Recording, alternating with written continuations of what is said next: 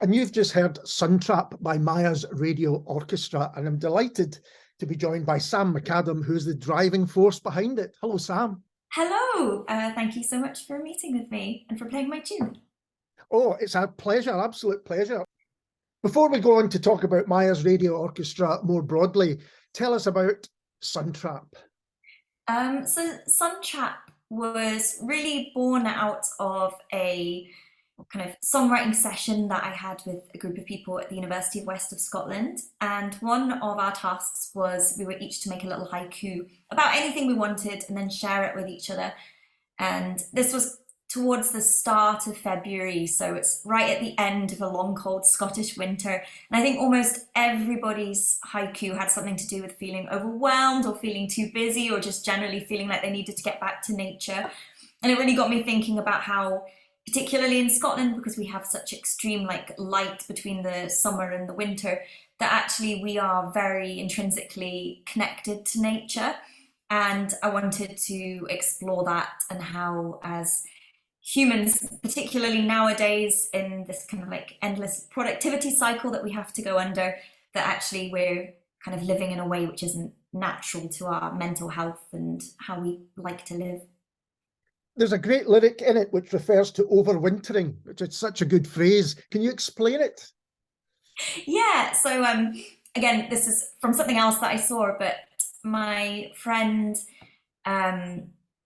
loves going out into nature and taking pictures of mushrooms and funguses, and very much the idea, for me anyway, is about how we can survive the winter, and other animals have different ways of doing that. So for example, you've got hibernation, but we just carry on as we have to. That kind of comes through the whole song, isn't it? That idea of you have to carry on because to stop is almost, it's almost like a look down upon these days. There's a constant kind of, you know, the way that our society is, you've constantly got to be going even just to survive. And is that something that's underpinning the song? Yeah, absolutely. I think that kind of, again, relates to how it's against what we naturally want to do. So certainly in winter at 6 o'clock, I'm ready for a nap, and that's me done.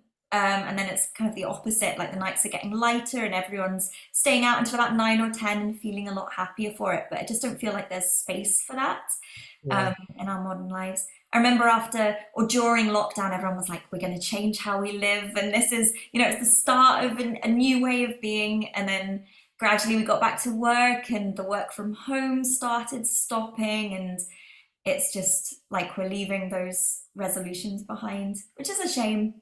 It's true. I think there are certain things about lockdown that we've almost put the whole thing from our mind as if it never happened. But actually, there were some really interesting, positive things that you could say came out of it.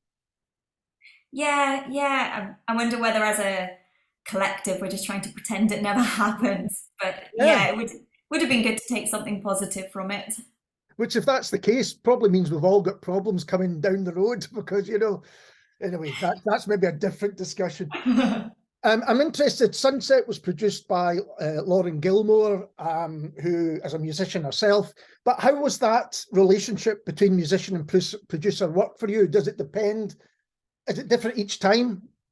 Well, this was the first time I've actually worked with a producer, so Right. it was such an amazing experience. So through our uni course, we were put together with a producer, and I was put together with Lauren. And we went into a studio and I carted all my instruments in. So like, imagine me pushing a harp in and a fiddle in. And very much we sat down together, and I'd already recorded the bare bones of it.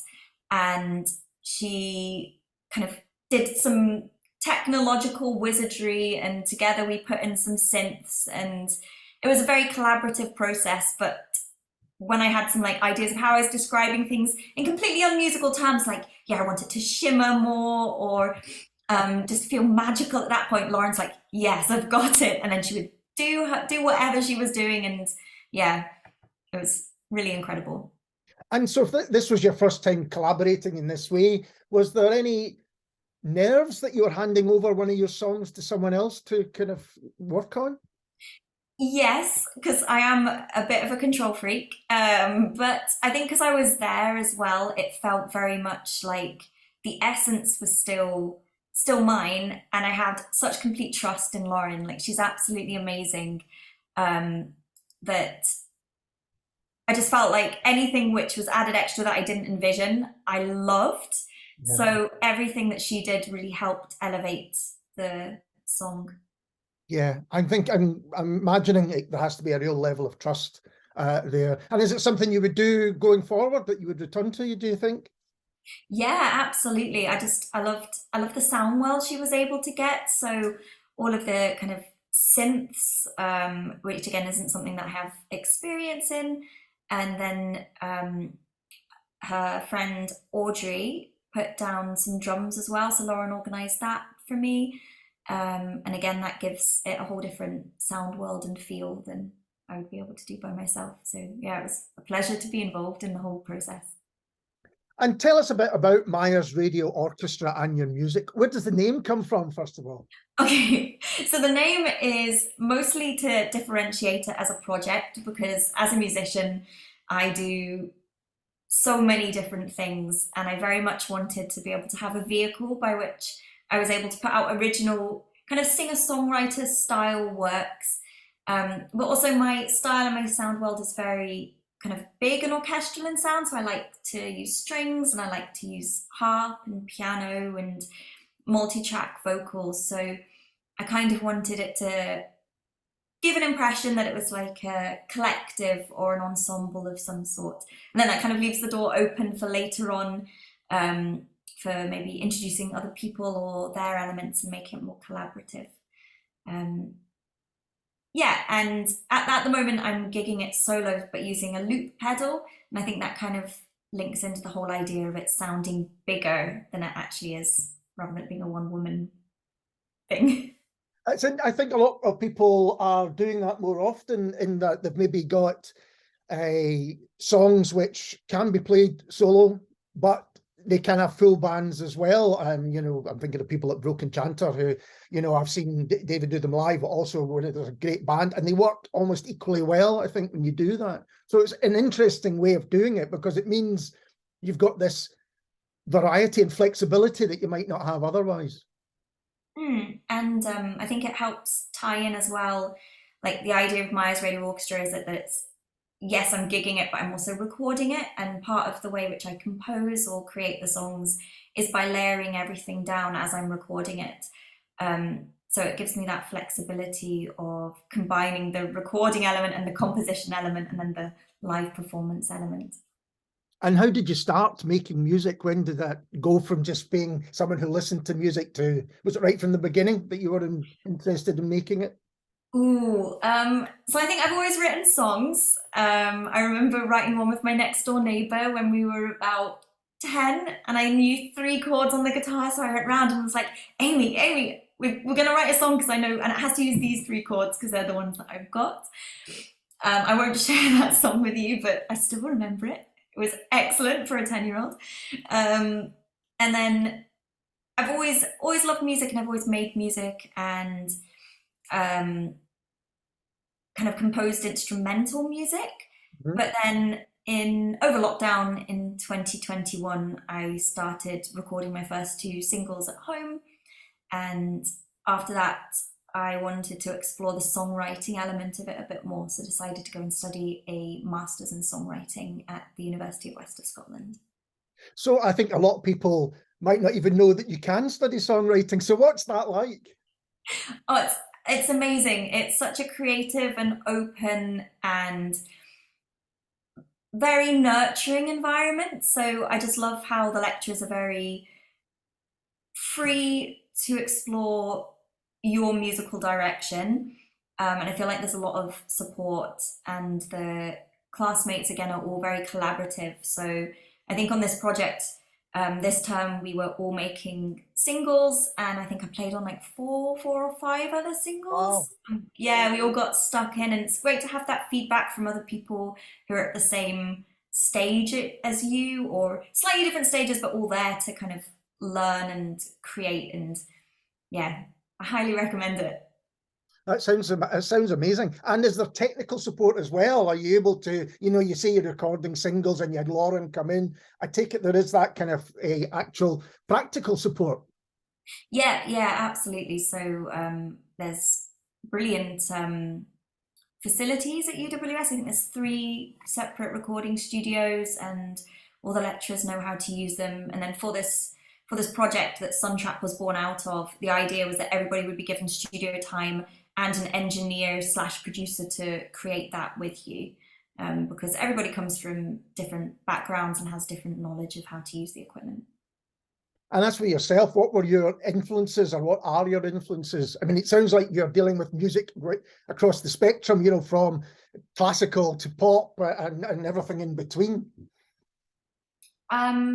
Yeah, so I mean, growing up, I learned classical music, and then moving to Scotland, I got really into traditional music, and I did a degree of traditional music at the RCS.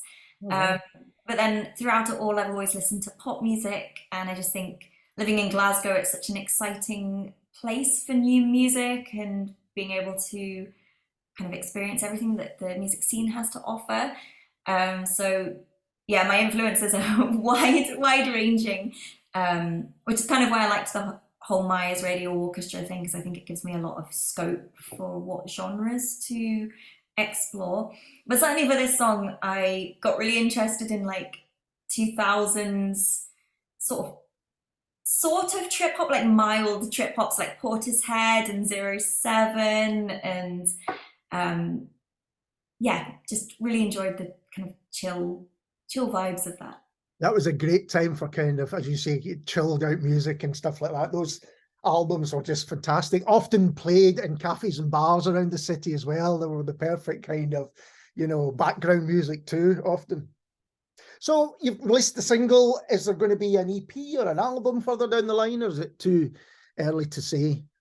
It's too early to put a date on it, but I am currently recording all of the material for that. So I have lots of songs that I've written over this year that I want to record, and then pick the best of them, and then see how I'm going to release them, because I feel like making it and recording it is the fun bit, and then releasing it is the bit that I'm not so actually good at. So I'll deal with that later. And is that part of the course, putting the collection of songs together? No, not collecting them all together. So I think there is a master's project, but I'll be doing my master's project next year, and that will be a different set of songs. And it's interesting hearing you say, making the songs, and then you've got to get it out there and do promotion and all that kind of stuff. Is that part of the course? Is there someone advising you on that side of things? Yeah. So they have, as part of the MA Music, they have 3 different strands, and one of them is music business. So they have industry professionals there, and all of the lecturers are involved in the current music scene, so they've all got their advice on what to do. And for this project, which Suntrap came out of it, part of it was the dissemination and the release of the track. That's really interesting. I'm fascinated that these things are going on in universities, as I say. Thanks for taking the time to talk to me, Sam. I've really, really enjoyed it. Oh, thank you for having me. It's been an absolute pleasure. And this is Myers Radio Orchestra and Long Sands.